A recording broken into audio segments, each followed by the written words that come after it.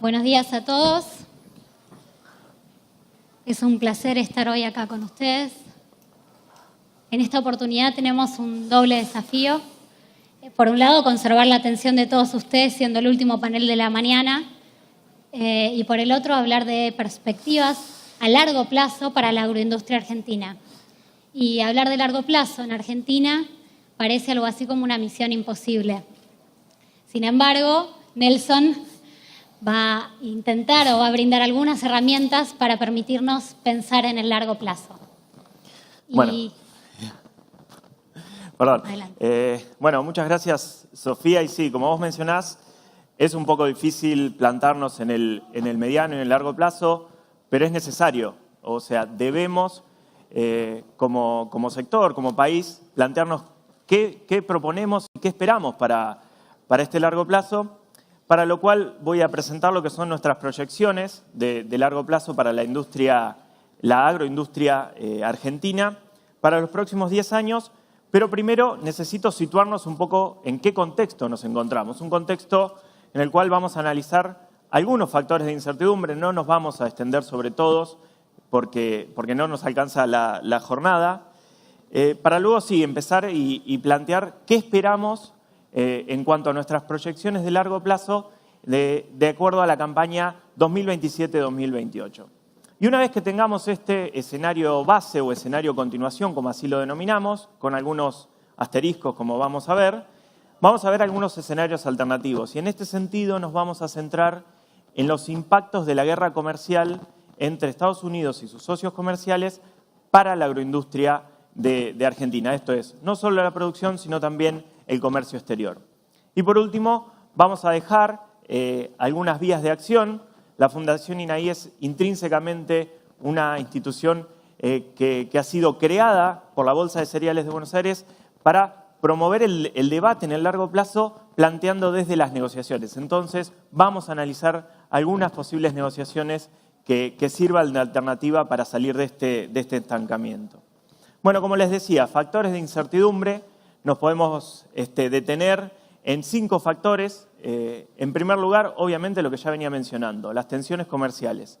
Pero sería un poco corto de vista decir que el proteccionismo comienza con la asunción de Trump en el gobierno de Estados Unidos, sino que esto se remite a muchos años atrás. Incluso todavía estamos viendo los efectos de la crisis económica del 2008 y desde ese momento es que se empezó a hablar quizás con mayor importancia sobre proteccionismo. Y proteccionismo entendido no solo como las barreras que enfrentamos al momento de tratar de comercializar, sino también los paquetes de ayuda, los paquetes de subsidios que tan en boga están hoy para los farmers estadounidenses. Luego, siguiendo un poco, vamos a ver cómo las negociaciones comerciales, las negociaciones multilaterales por un lado, representado principalmente por la Organización Mundial de Comercio, están en un stand-by, están en un parate importante, pero también esto está sucediendo en las negociaciones mega regionales, es decir, aquellos procesos negociadores que vinieron un poco para tratar de sacar de su letargo a la OMC. Y a esto nos referimos a la salida de Trump del Acuerdo Transpacífico, el congelamiento de la negociación con la Unión Europea de lo que fue el Acuerdo Transatlántico y, por ejemplo, también vinculándonos con nuestra región, lo que es la negociación entre el Mercosur y la Unión Europea. También, y esto es una cuestión importante, el Brexit, es decir, de qué forma se va a manifestar o de qué forma se va a lograr este divorcio entre el Reino Unido y la Unión Europea.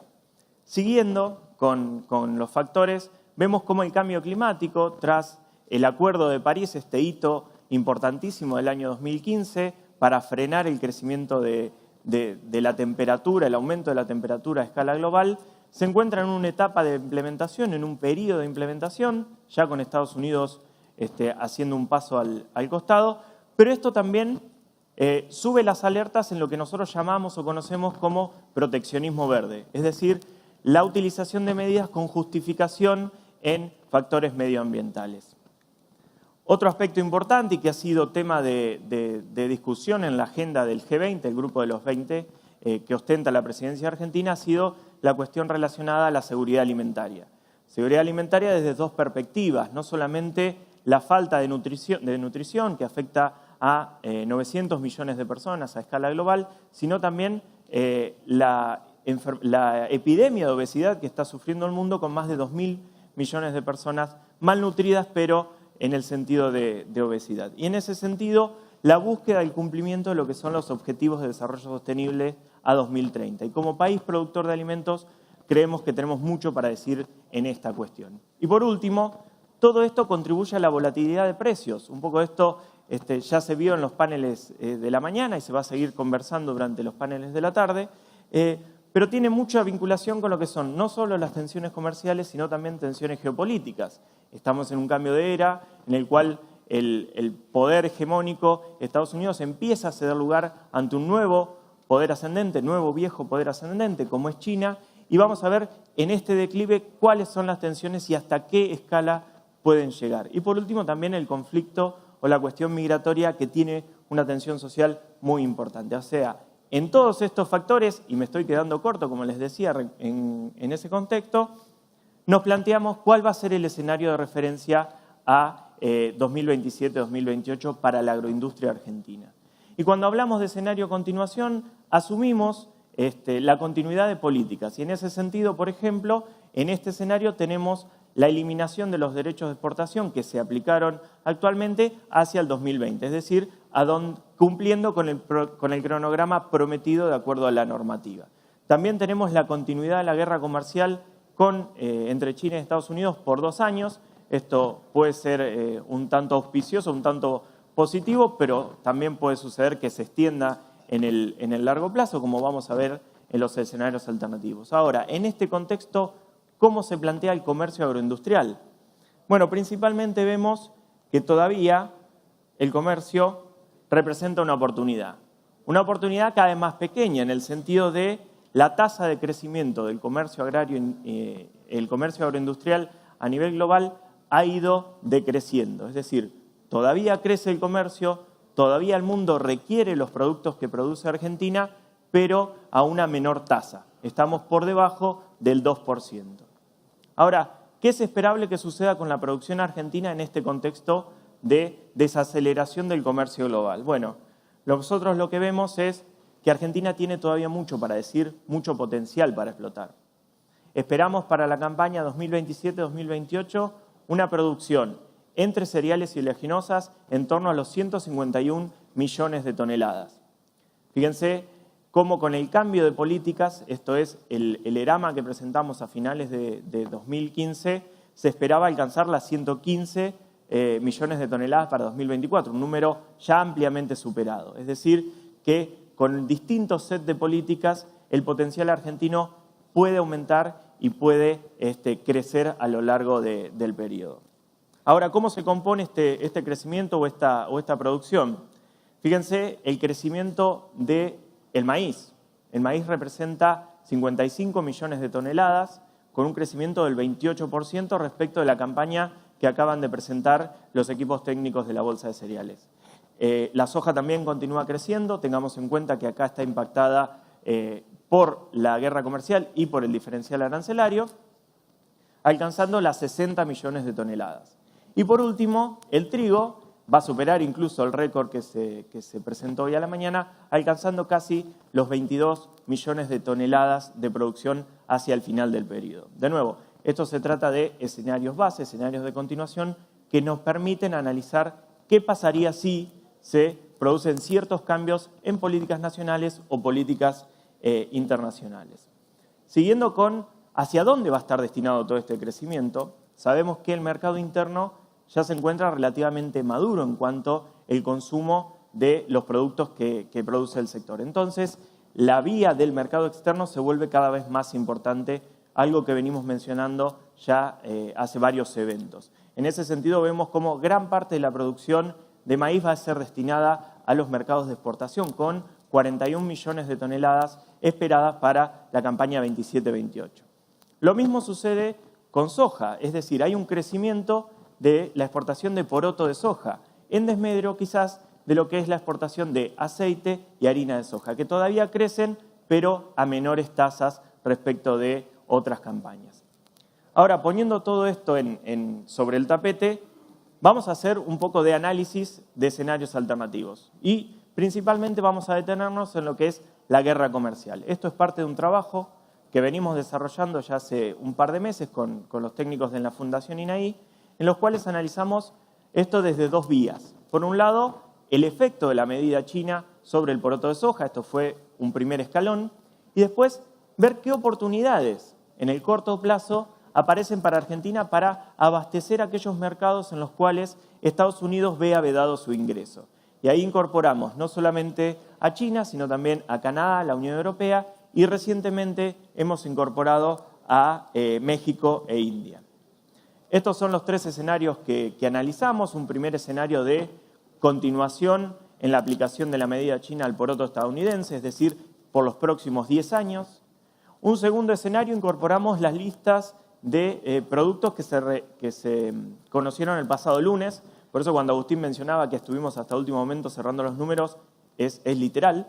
El pasado lunes China incorpora una nueva serie de productos que incluye no solamente al poroto que ya venía siendo aplicado, sino también a distintos eslabones de la cadena. También incorporamos India, incorporamos México y en un tercer escenario ponemos sobre la mesa los subsidios estadounidenses a los productos afectados por las retaliaciones de sus contrapartes comerciales. En ese sentido, incorporamos uno de los más importantes, como es este subsidio de $60 al poroto de soja que estaría otorgando el gobierno estadounidense.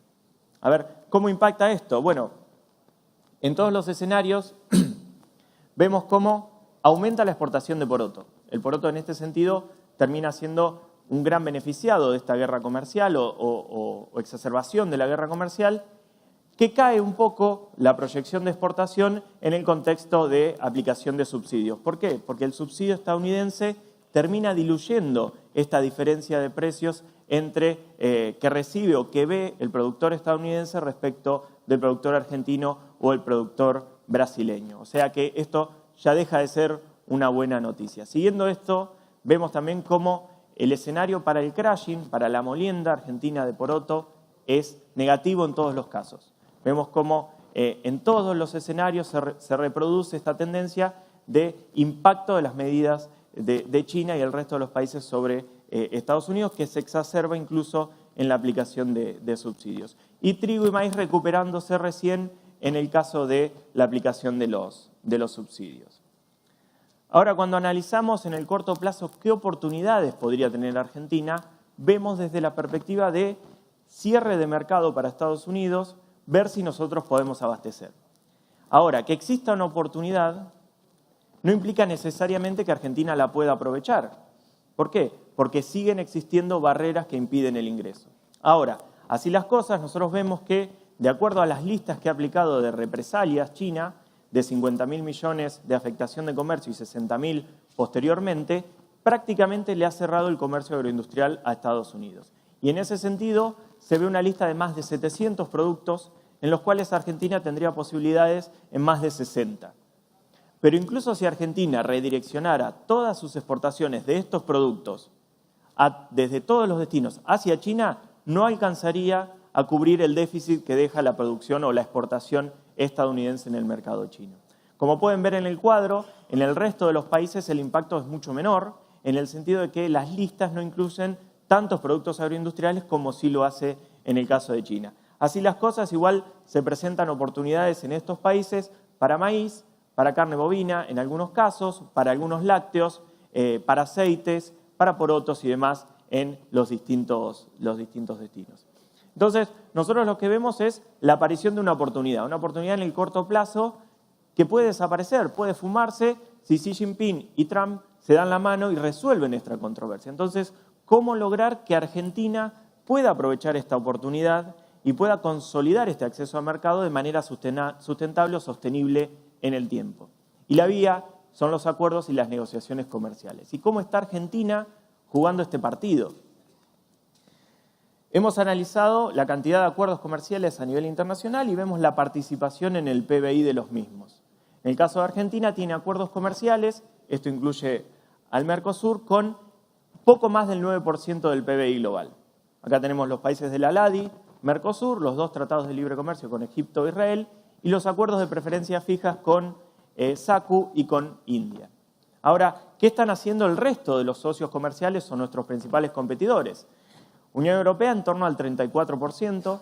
Unión Europea tiene un acuerdo de relevancia con Canadá, por ejemplo, tiene acuerdos con países de la región como con Chile o con México.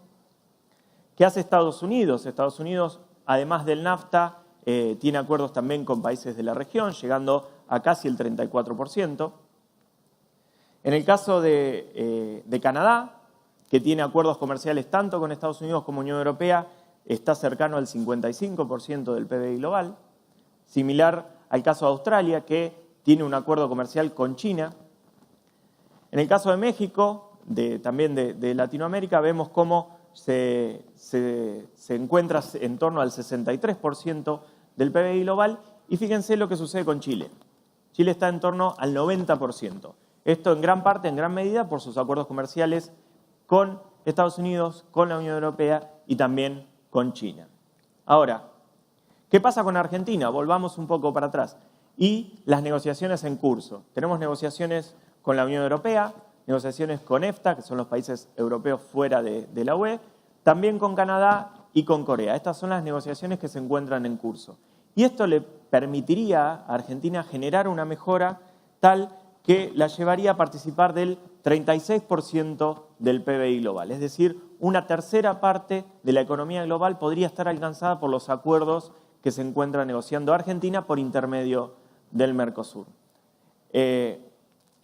Para ir concluyendo y dejar un poco espacio a las preguntas, lo que vemos en nuestro ERAMA, en nuestro escenario de referencia, es que se consolida, se afianza el crecimiento de la producción y de las exportaciones. Pero ojo, cuidado, porque tanto medidas de política interna como medidas de política externa generan impactos negativos. Y en esto nos referimos a la guerra comercial, que sí, en primera instancia, como primera medida, se ve una oportunidad en el corto plazo, pero una profundización de este conflicto no es beneficioso para nadie, sino que incluso se ve cómo se pueden perder mercados e incluso llegar a un proceso de recesión global por el encarnizamiento de estas medidas. Ahora, Argentina tiene pocos acuerdos, lo que le dan poca relevancia o poca inserción a nivel internacional, pero va por la buena senda, va por el buen camino. ¿Y por qué decimos que va por el buen camino? Porque en un contexto de incertidumbre, lograr acuerdos comerciales, avanzar en negociaciones, nos ayuda a generar certidumbre y nivelar el campo de juego con nuestros principales socios y competidores globales. Muchas gracias.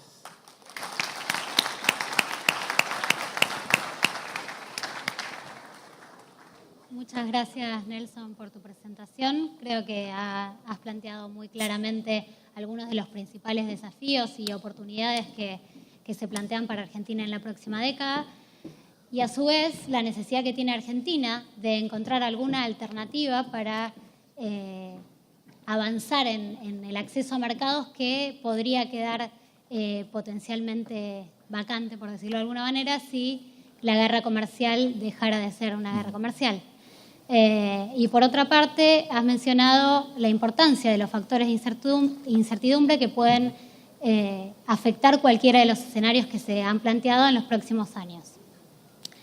Me surgió una reflexión en función de toda la presentación que hiciste, y es que en el último tiempo muchos expertos señalaban, o incluso se observaba, que había un incremento de medidas pararancelarias en detrimento de las medidas arancelarias al comercio. Con pararancelarias me refiero a medidas sanitarias y fitosanitarias, cuestiones vinculadas al medio ambiente e incluso algunas normas o estándares privados. Pero, ¿qué es lo que estamos viendo acá? Tu presentación nos mostró que, de alguna manera, herramientas de política tan distorsivas como los subsidios a la producción o incluso las medidas arancelarias vuelven a cobrar un rol protagónico en la escena internacional. Sí, bueno, una de las cuestiones que se buscó discutir en la OMC, en la pasada conferencia ministerial, fue la reducción de los subsidios o ayudas internas o subsidios a la producción.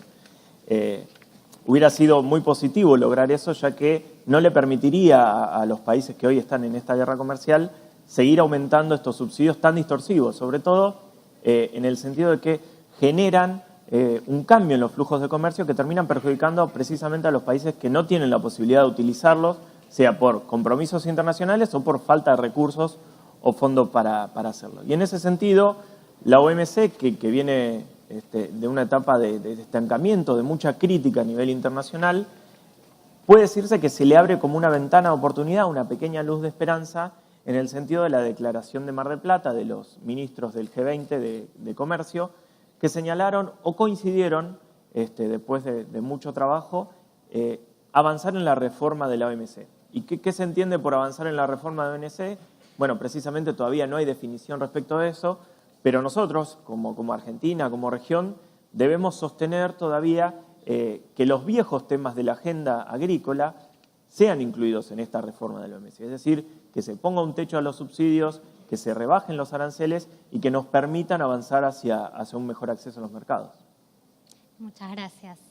Tengo algunas preguntas que sería interesante que respondas de la gente. Sí, podemos. Hay una que dice, tras más de 25 años, el Mercosur parece no haber logrado sus objetivos. ¿Cuáles podrían ser las alternativas hacia el futuro? Bueno, el Mercosur sirvió en una primera etapa como acuerdo de integración dentro de los principales países, de los principales fundadores. El tema es que en los últimos años no ha producido resultados en cuanto a su relacionamiento externo. Tiene una norma específica que dice que los países solamente pueden negociar acuerdos como bloque. Entonces, si uno lo ve en ese sentido, ha sido como una especie de ancla o impedimento para avanzar en acuerdos bilaterales. Eso puede ser cierto, pero también hay que verlo como una plataforma, en realidad, para ganar poder relativo y poder negociar con el resto de las regiones. Y en ese sentido, sí es cierto que al Mercosur le falta hacer muchos deberes, sobre todo en el sentido de la convergencia regulatoria. Esto es, lograr que los cuatro países tengan medidas sanitarias o fitosanitarias acordes o homogéneas en cierto sentido, porque si no eso dificulta mucho no solo el tránsito dentro del propio Mercosur, sino el relacionamiento con los terceros países. Muchas gracias. Hay varias, pero me parece que ya es hora de almorzar. Vamos a tratar de hacer una más. El crecimiento de la soja en 10% hacia el 2027 está dado, pregunta, ¿no? Está dado por qué factores, incorporación de tierras, inclusión de nuevas tecnologías. Bueno, de acuerdo a nuestras proyecciones, nuestro mayor crecimiento en la producción viene vinculado por mejores rindes, mayor utilización de tecnología y en algunos casos cierres de brecha tecnológica. Es decir, la expansión de área no juega un rol tan preponderante en lo que es el aumento de la producción a futuro. Obviamente que cualquier cambio de política en pos de la mejora de la utilización de mayores insumos o mejores tecnologías puede producir incluso mejores escenarios, pero bueno, eso obviamente va a ser tópico de la charla de la tarde, para lo cual los invitamos a quedarse. Así que bueno, muchas gracias. Bueno, muchas gracias a todos por quedarse hasta ahora y gracias a Nelson por tu excelente presentación.